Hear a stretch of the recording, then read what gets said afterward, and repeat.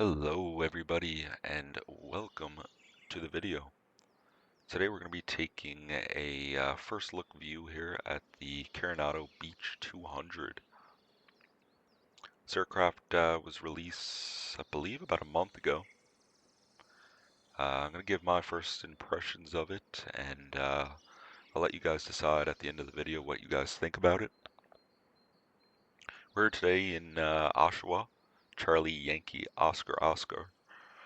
And we're just going to fly around a little bit, and then we're going to come in and shoot the LPV approach onto runway 20. So first of all, exterior-wise, the plane looks great. You can go ahead and walk up to it. We'll go ahead and start removing some of the stuff here. So we'll go ahead and remove the pogos, the prop ties, and we can take away the chocks as well as the pitot tubes. Besides that, I believe that is pretty much all that you have to remove from the aircraft. Now you can also do your visual walk around. That's implemented by Microsoft Flight Sim 2024. You can also go ahead and open the aircraft door and get aboard that way.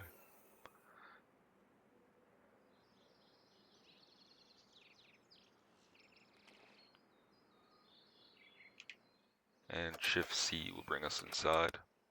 You need to set parking brakes to request ground services. So GSX already yelling at us, wants us to set our parking brakes. Door automatically closes behind it, which is great. I'm also going to get down below now. Try to do a cold and dark for you guys, so we'll ensure that everything is shut down. I already got it loaded up with full fuel. We got about full mains and full fuel in the auxes. I'm using the PMS GTN 750 for this showcase today. It's the freeware. I'm not using the paid version. So the very first to start it up, you can see the interior details not too bad. You can see we got a fully implemented cabin behind us as well, with a lot of touchable features. All your drawers pretty much open up, that kind of stuff. Interior wise, it's modeled very, very nicely. Let's go back to the start now and let's get it started up and take it for a short flight and just give it my honest review. We'll go ahead first and we can turn the batteries on. Avionics master power is set to on as well. Go ahead and get our navigation lights on. Get our tail flood. And start this aircraft's pretty simple. What I'll go ahead and do is I'll go ahead and bring my prop levers full forward. And throttles can be set into the idle position. Bleed should be off for the start, as well as our environmental controller should be set to off. What we'd do is come down below. Pretty simple procedure to start this thing. You go ahead and usually start with the right engine first. Go ahead and switch that to the start position. You'll see our turbines come up as well as our turrets. Usually when the turbines hit about 15%, we'll introduce fuel. So there's 15, we'll come down below, introduce fuel on the right-hand engine.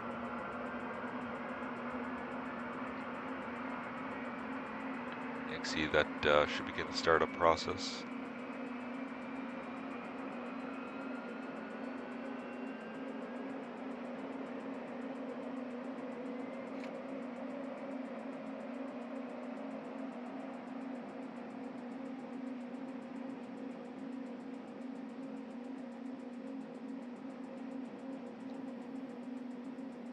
for some reason, the engine is not actually starting.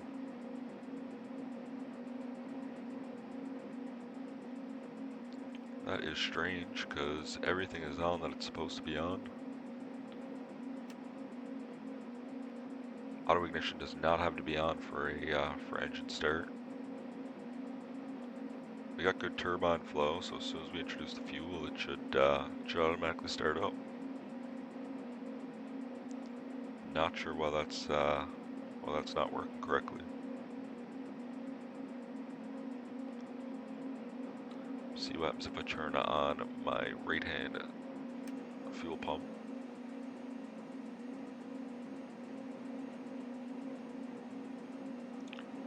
And still nothing. That's strange.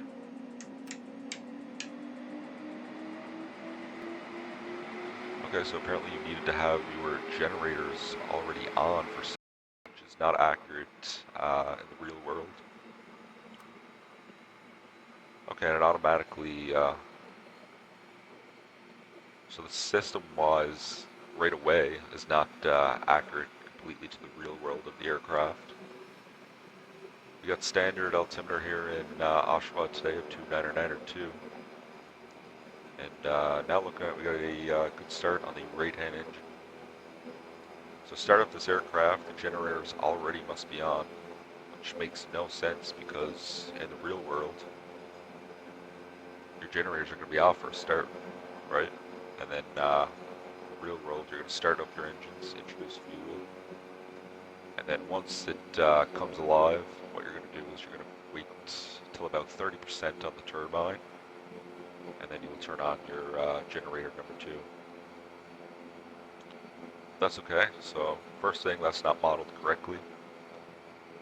We'll go ahead and start our left engine now.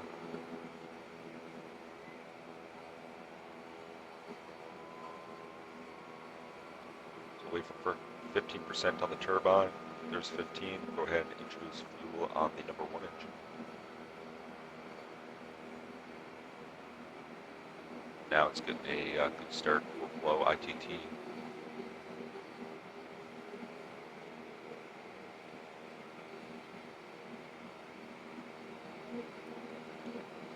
Our oil temperatures actually seem a little high.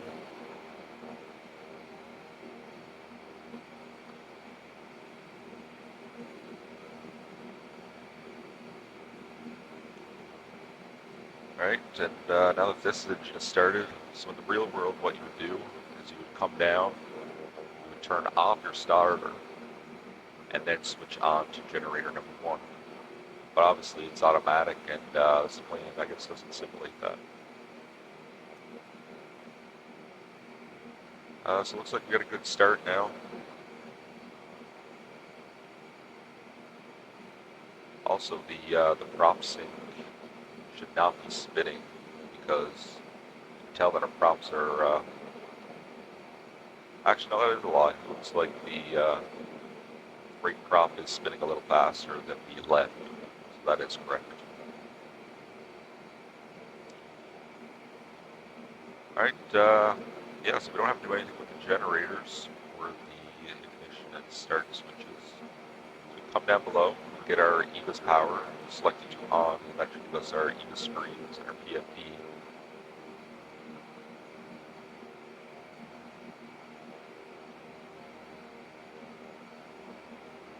CPU failure should go away here shortly. Sometimes this is correct in the real world. Once you turn on your CPU power, the systems are loaded up, it will say failed for a quick second.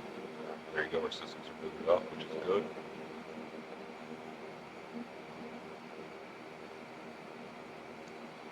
Go ahead as well, should have had our beacon already on.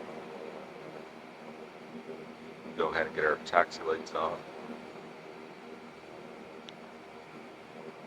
And no need for any engine anti-ice equipment today. I'm still going to turn on my windshield anti-ice equipment, and I'll turn on my pitot heat. Turn on my recog lights. And I'm not sure what it is, but I can't actually get the park brake to work. I believe that this could just be something to do with the way my setup is. It may not be a Carenado problem. After a good start, what we can do is we can turn our bleeder valves on, bring our environmental controller selector to auto. Usually in the real world aircraft, I've either bring my blowers low or high. But as you can see, they're actually not modeled in this aircraft. They're unclickable. Bring my passenger signs to on, and the start/brake switch is also not modeled. Furnace button is also not modeled as well. It's fine. Our aft blowers, we turn those on. Electrical heat, I'm just going to leave that off. So in the real world, what we would do is we would go down to our lower, and we would set up pressurization for our flight. As you can see, the outside is going to be what the cabin altitude will actually level off at your cruise, and the interior numbers is what you would set for the actual altitude you'll be cruising at. So today I'm going to go up to about 15,000 feet just to test it. Usually what I do in the real world is set the cabin brake controller to about clock position. I believe that's about 15. The cabin should climb. I believe it's anywhere from 12 feet per minute to 15 feet per minute altitude. So then we bring our cabin altitude selector. So let's say I want to go up to 15,000 feet, like I said. Put this, take this down. So in the real world, what I actually do is we would set this 1,000 feet above our actual cruising altitude. So I will set that to 16,000 feet. It looks like that'll give us a cabin altitude of just below 500 feet.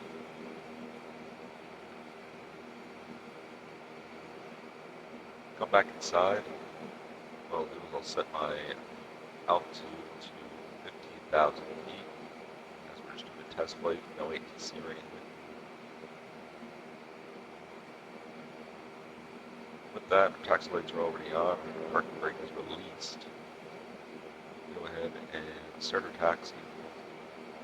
So what you do is, there's usually never a need to put these condition levers into high idle. For most flights, generally low idle is perfectly acceptable. Sometimes on days that are very hot and humid, you might want them in a high idle condition, as let's say you go to toggle or reverse thrust after landing, it'll be a lot more powerful.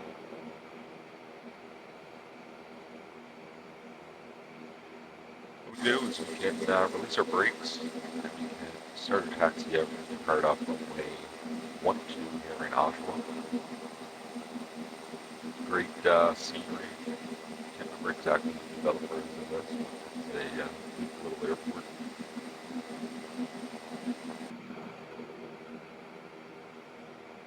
And what a lot of people do with these smaller turbine prop engines is they bring, instead of using the brakes, what we will do is we will bring our condition levers to ground line, and you get that nice classic King Air beach style sound. Give me an example here. You get that nice roar. A lot of people love to do that instead of using the brakes. It keeps a lot of wear and tear off the braking system.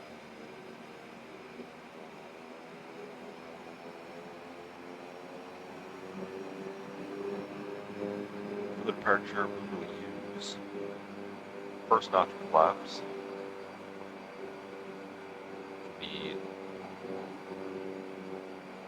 I'm not too sure what actually the degree of that flap setting is.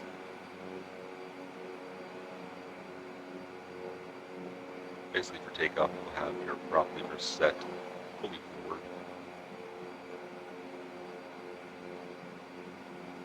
As we're entering the runway, I can take it off from the intersection. I know there's sufficient runway. Turn our landing lights on, strobe as well. And position ourselves onto runway 1-2.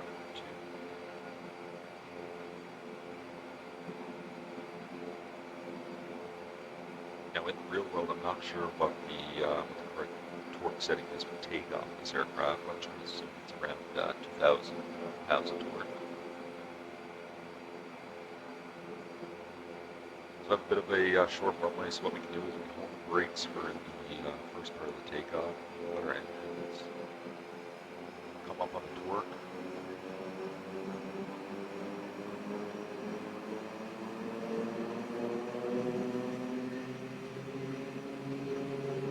Then we can release our brakes, let's bring them up to about 2,000 pounds of torque on both engines.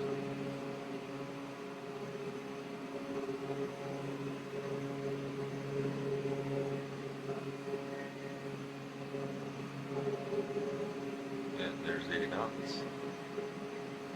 Should be a good rotation, so we can go ahead and work back to the control column. And we got a positive rate, I'll go gear up.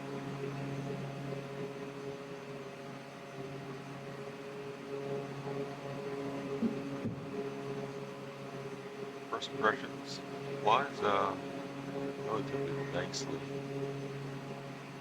It seems like it's a little bit on the more sensitive side. I'm just trying it out here. Aim for about 150. Then what we can actually do is I can set my heading bug as well to stay on about a 120 heading. Then we'll come to the bottom. We'll go autopilot engaged. We'll go indicated airspeed and heading select. So what indicated airspeed does is it basically captures the current airspeed that we're at, and it positions us to climb at that altitude. So in most of these smaller aircraft, you'll see basically what's flight level change or indicated airspeed. That is what captures your actual airspeed. A lot of people that probably won't understand the systems would just go ahead and use vertical speed select. The thing with vertical speed select is that it's not really safe to use for a climb, vertical speed is not very safe to use for a climb, because as you climb, the air gets less dense. Basically what happens is, if you're climbing up to an altitude, let's say of 30,000 feet in this aircraft, and you currently have vertical speed mode engaged. If you're climbing at about 1,500 feet, as you get higher, the air density is less, and not as much airflow comes over the air flows in the wings. And basically what that will cause is that it can lead to a stall. But if you got flight level change selected, you would know that it will be holding that altitude at the same time. Right now we're showing 2,000 feet per minute, but as you'll see, as we get higher and higher, we can no longer hold 2,000 feet a minute. It'll lower our nose to maintain that altitude. Maintain that airspeed, and for a selected continuous climb. So like I said, we'll go up to 15,000 feet. One thing that we can do after takeoff checks is our flaps are already up, and we'll set climb power. So to do that, bring your props back first, and you see it. Okay, so right away I see something that's not modeled correctly. So as we're bringing our props back, you'll notice, you watch our prop gauge and our torque gauge. Keep an eye on these two. As I bring my props back, you can see our torque is actually decreasing with it. What would happen in the real world is, as you bring your prop levers back, your torque levers should actually climb. So you can see Carenado does not have that modeled correctly, unfortunately. So I actually have to manually bring my torque levers back up. Once again, in the real world. As you bring your prop levers back, your torque should also increase.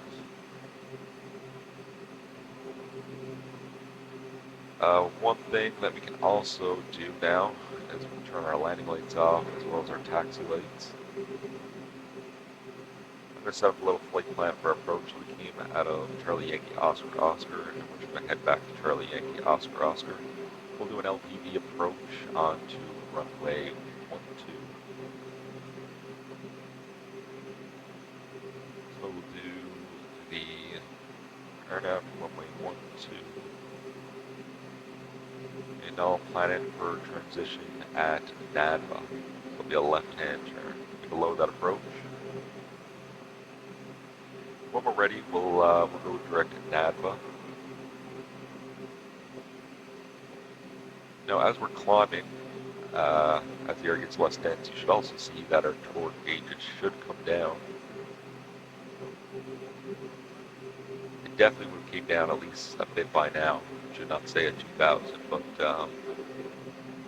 maybe they modeled that, maybe they did it, I'm not too sure. We'll wait a little bit longer to see. But by now, in the real world, the torque definitely would have came back at least a little bit. We're going through about 10,000 now. And if I look here on my approach plates for the RNAV GNSS runway 12 in Oshawa, at NADVA, that's going to be our first fix that we're going to go to. We want to be planned to be at below 210 knots and not below 2,600 feet. And from NADVA, we'll be going to key picks. After key picks to F-Blood, and F-Blood is our FAF, our final approach fix. And minimum altitude there is 2,100 feet. And our minimums for this approach is 709 on our barometric altimeter and 250 on our radar altitude. So in the real world, you come down here and you have your DH set. Okay, so you can actually set minimums, which is good. So if I scroll out a little bit, see if I can get a view. Oh my god, I almost just got the picture. Awesome, that's it. I'm going to scroll out a bit. You can see that I can actually set 250 on the DH. Scroll a bit so you can see that. There you go, there's your 250. If you look on our attitude indicator, that is set, which is awesome.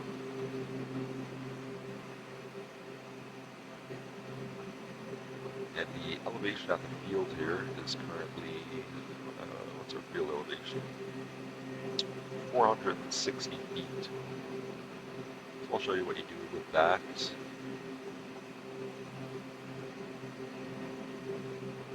As soon as we level off at 1,500, I'll start our descent, sort of 15,000, I'll start our descent again. A couple other things that see that are modeled this aircraft. You have all your lights here, which is great. These are all on. Check your DC loads and your amps, which I would say is fairly accurate. Awesome. That little beep meant 1,000 feet to go till we reach 15,000. You can see we're about to level off now at 15,000 feet.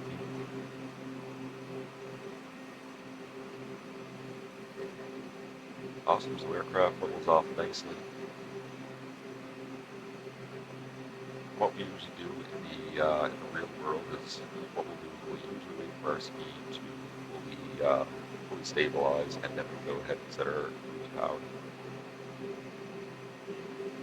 Now I said the elevation for the field is 460 feet in Oshawa.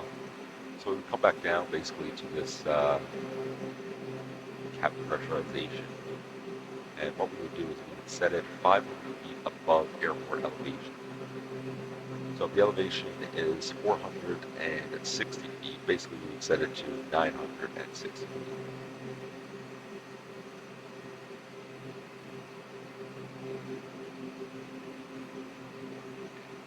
And what you actually set is you wouldn't set it at your aircraft altitude, you would set it at the cabin altitude. So basically, if we set it to, believe it or not, it's actually higher than what our cruise was. One thing we could have also done was run a yaw down that would be included in the after takeoff checklist. And yeah, we can begin our descent now. So like I said, we got to be at 2,600 feet for NADVA, which is our initial fix on our flight plan.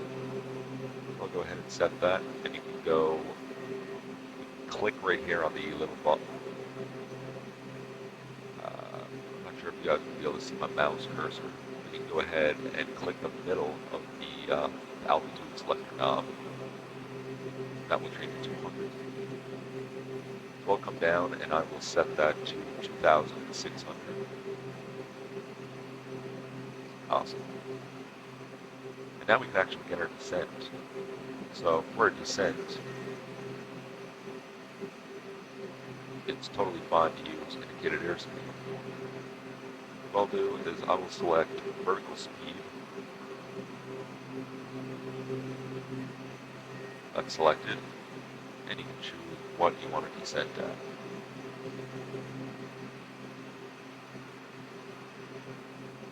How you know is basically you look at your vertical speed indicator. Right now we're doing about 200 feet per minute vertical descent. So I'll increase that. We'll descend it to about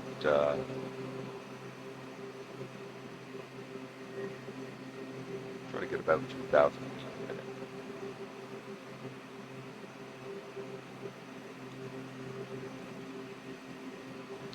Currently using the Honeycomb Alpha flight controls to make those changes on the vertical speed. I'll bring back power for our descent.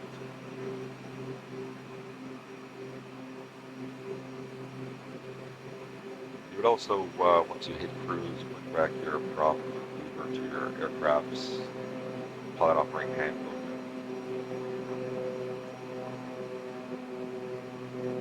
Range on the props and the torque settings for cruise.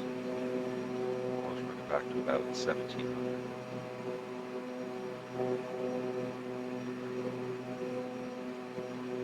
We're at a constant descent now of about just a little over 2,000 feet per minute. I'm going to go ahead now and choose direct NAVBA. So what we'll do is we'll go click on the waypoint. Once again, I'm using the Freeware 750 via the PMS GTN 750. It's the one model I have activated, and you can see the website there. You can actually give it a test for yourself and tab this aircraft. Go direct to this fix. I will hit the direct to button and activate that. And then basically you come back down below and you hit nav select. And that will cause us to follow what's actually on the flight plan. See, now we're going to make a left turn and come back inbound to Oshawa. This is what will look like on the PMS 750.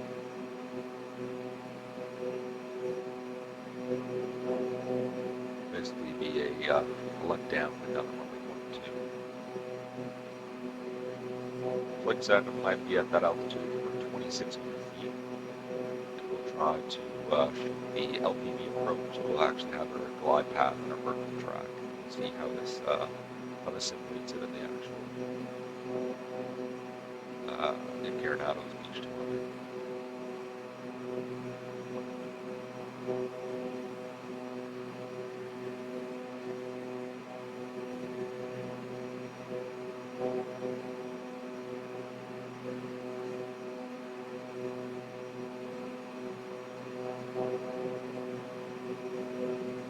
one thing that I could put on too, just so our props actually sync. So I'll turn on the prop sync. That should stop spinning here now. That basically tells you that the props are synced up perfectly. So they're equal, one's not higher than the other, one's not lower than the other. Pretty much that accurately models it. Awesome. That's what I like to see.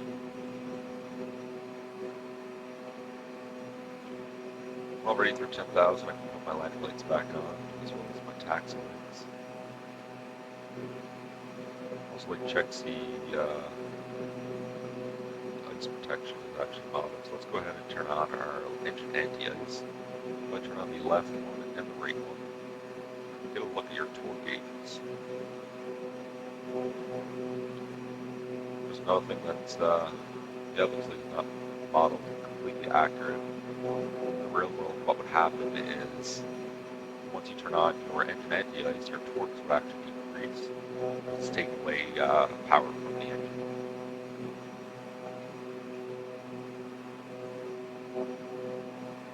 So that I guess it works, but it's not accurately modeled to the real world aircraft. Now when you turn them off, like I just did, you see it rise and torque again. That's not modeled accurately. Let's go see about our... Okay, so our surface de-ice boots actually... Okay, so we got prop de-ice as well. Awesome. But our actual de-ice boots don't actually work. Wow.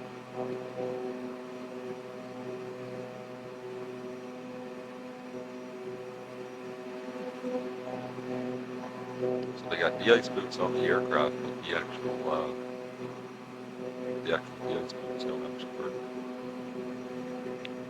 Let's take a look at our auxiliary fuel tank. So let's see if we have just below 200 in each ox tank. So we're still burning a little bit of fuel on our ox tanks.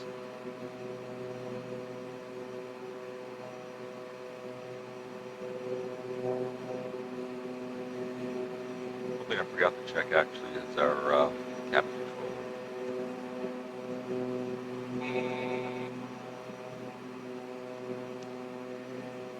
See if that accurately models a climb.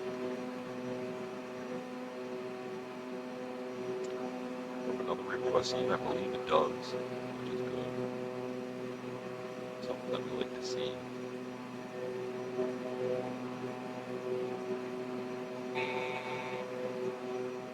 We have about 1,000 square feet to go. So you'll hear those little beeps from time to time.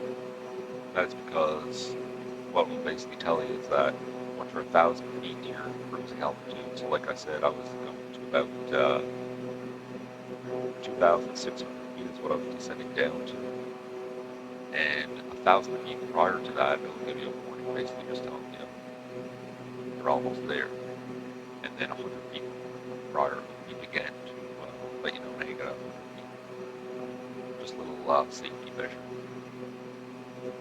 It helps out if you're not flying, let's say with autopilot, so you can make sure you won't miss it. Down below as well, you got a little selector knob, so if you hit select, it'll actually show you your time in minutes to your next phase.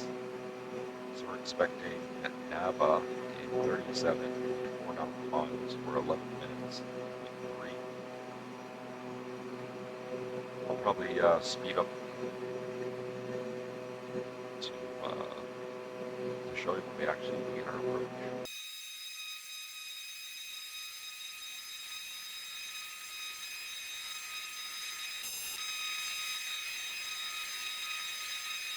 Alright, so we got about 1 minute to go now until we reach our fix of NAVA. I think that's how you pronounce it, NAVA. So, model approach. The class to be at the FAB for 2100. We'll go ahead and increase my speed descent rate a little bit more.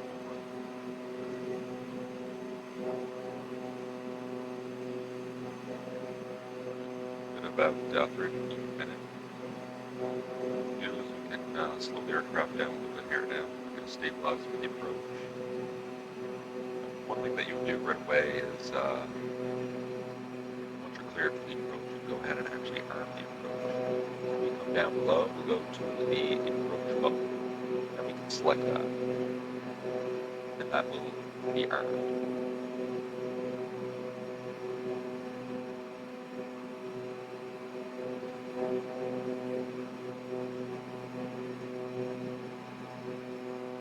So we'll continue to bring our throttles back a little bit here.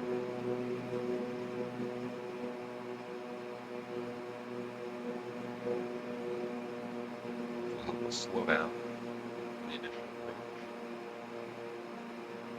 You can see the white arc on the airspeed indicator. That's where we can actually start to bring our flaps in.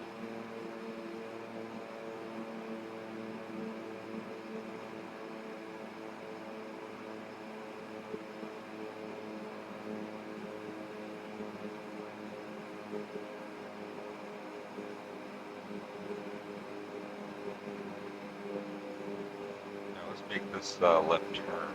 We should get our glide path start to come alive more towards our path. We're already down into the front.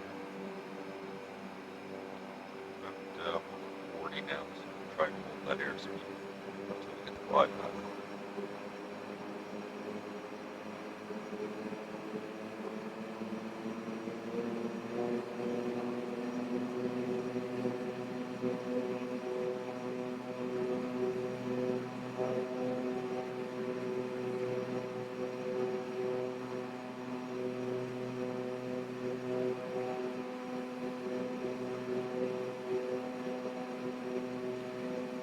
Carenado doesn't actually simulate it, but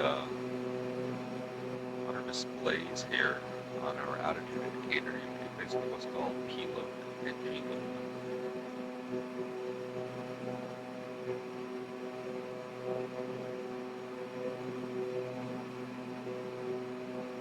You can see the runway now about at our 12 o'clock.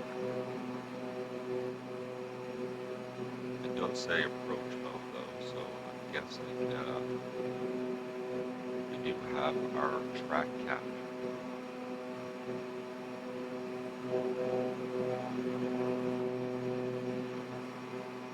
You can see our glide slope is still there.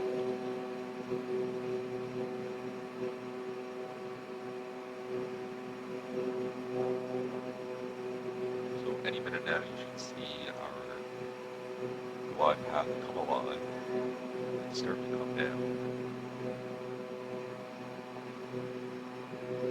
Throttles back a little bit more.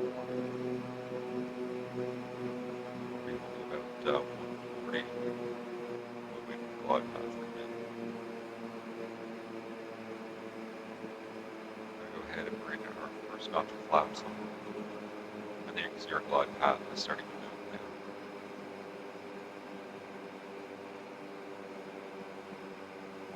So once that fully intercepts,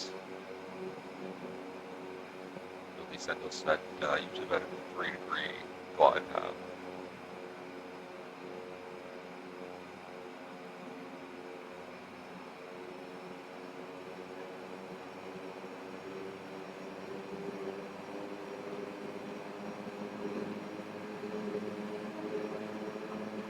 It looks like our glide path is fully intercepted now, as you can see the arm logo is no longer there.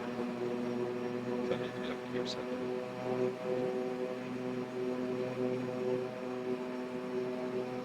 The throttles are super touchy. That's good to know, so we'll send it out that it does indeed intercept an LPV approach.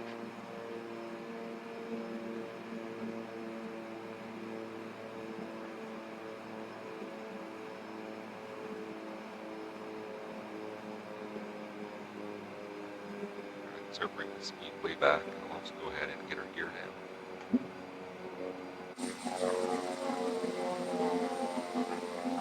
Gear down nicely there. Go ahead and select another notch.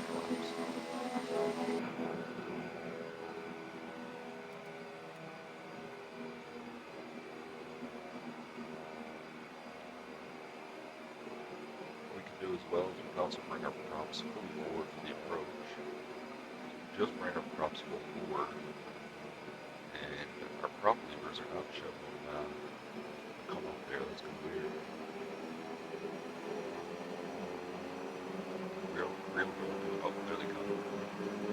For a prop should automatically come all the way up once we bring the props forward. Not sure what that means simply. Alright, we can go ahead and get our autopilot off, and we can head for the approach in.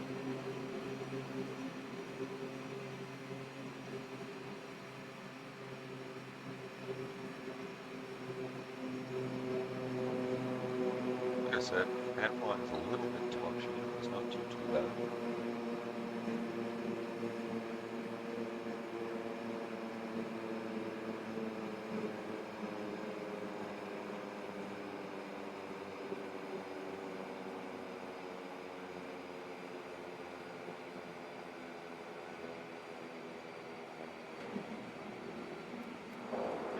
Close to ground.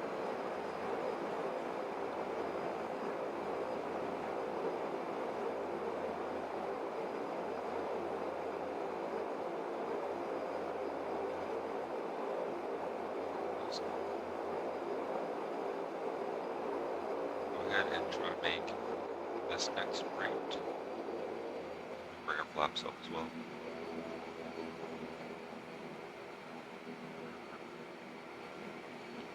This is actually a closed taxi right here, but that's fine.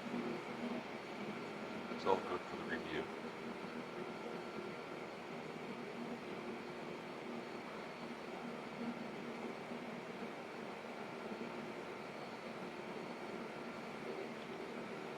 So now we go ahead and turn off our landing lights, get our taxi lights off. Or sorry, taxi lights will stay on and get our strobe lights off.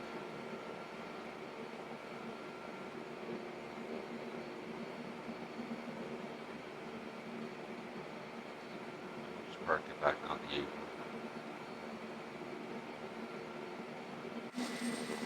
I'll give you guys my review.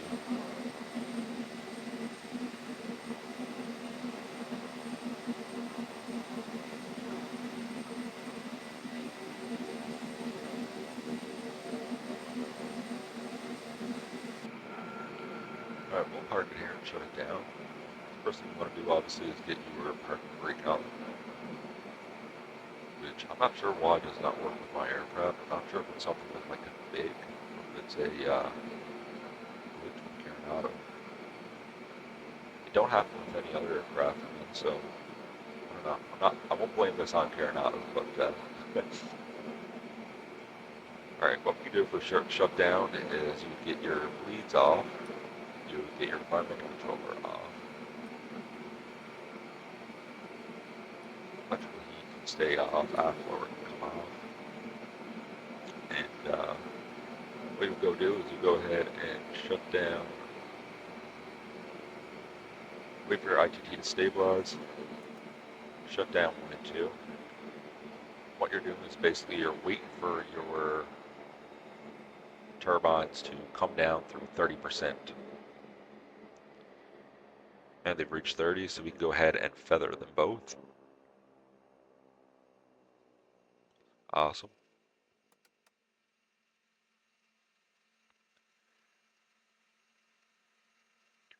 Then we go get all of our EVA's power off. Turn our master power off, as well as our batteries.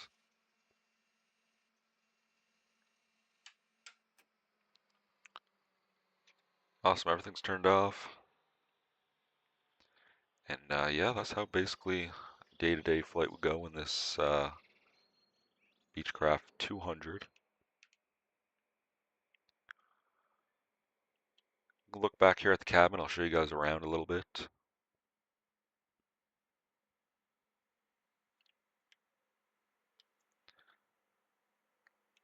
Interior-wise, really well modeled. You know, I believe all those lights actually do turn on when you get the battery on.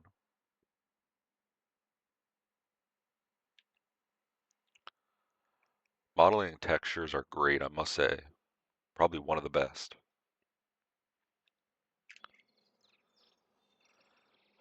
So my review on this, honestly,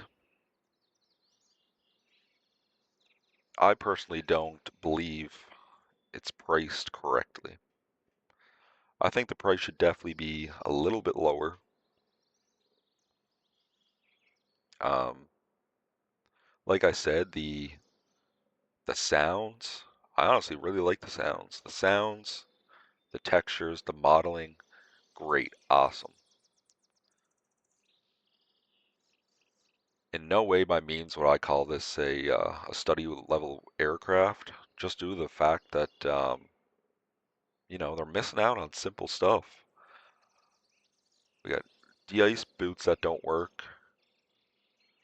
Our mixture, I don't know why, but I actually have to manually select our mixture to the correct positions, as it just doesn't seem to work with my alpha flight controls. What other thing? Oh yeah, the inverter don't work. Um, like I was showing you guys about the torques. When I bring my props back, you should see an increase in your torques, and then bringing them back up, you see a rise in your torques again. Um, what else can I say?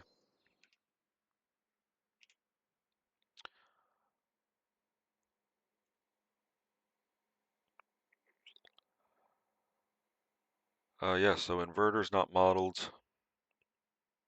The ice boots is a big thing, honestly. It seemed to shot the LPV approach really well, which I was happy to see that. A couple of other things. Yeah, I also think that's just my biggest concerns. The handling of the aircraft, it's really touchy, but I know I could definitely modify that uh, with my setup I use, and definitely make it a little bit lower. But for what was it? I think it was like 30 something dollars Canadian. I think it should be priced more around the $20 range, in my opinion. Maybe $15 range. They did a great job on the modeling, like I said, but not sure. System-wise, definitely, in my opinion, it's not near study level. But yeah, let me know. Let me know what you guys think. Do you guys think it's worth paying $30 Canadian plus for this? Um, and how do you guys like my first review? Is there anything I can change up or add? I would appreciate the comments. I believe next aircraft might test out the FSR 300. Without further ado, thanks for watching, guys. Appreciate you checking out the new Carenado Beechcraft 200. And yeah, I'll see you in the next one. Thank you.